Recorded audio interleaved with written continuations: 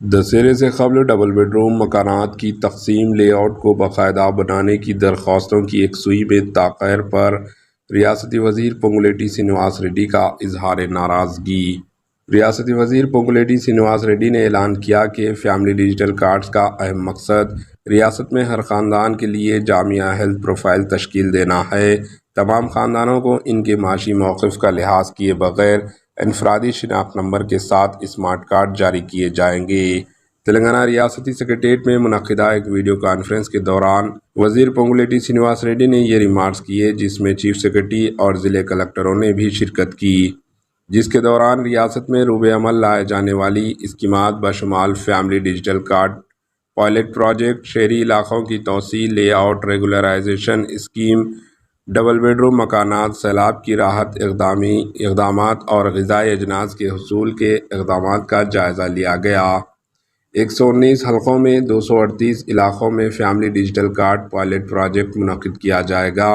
وزیر موصوف نے عہدیداروں کو ہر حلقے میں ایک شہری یا دہائی علاقے یا دہائی حلقوں میں 2 وارڈز یوٹیلائز کے انتخاب کی ہدایت کی۔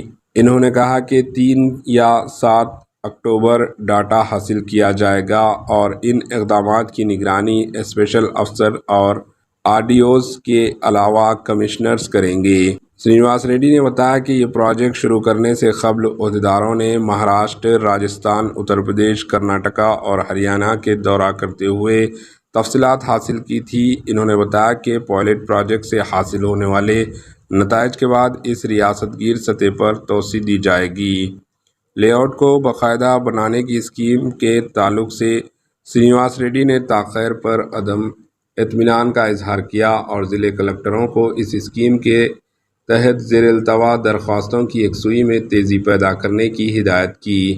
انہوں نے کلکٹروں سے کہا کہ وہ شہری علاقوں میں بڑھتی ہوئی ضروریات کی تکمیل کے لیے بھی اقدامات کو یقینی بنائیں۔ ڈبل بیڈ روم کے مکانات کی اسکیم کا حوالہ دیتے ہوئے انہوں نے ضلع کلکٹروں کو استفادہ کنندگان کی نشاندہی اور دسہرے سے قبل انہیں مکانات حوالے کرنے کی ہدایت کی۔ Bureau report AHN news. AHN news کو لائک کریں، شیئر کریں اور سبسکرائب کرنا نہ بھولیں۔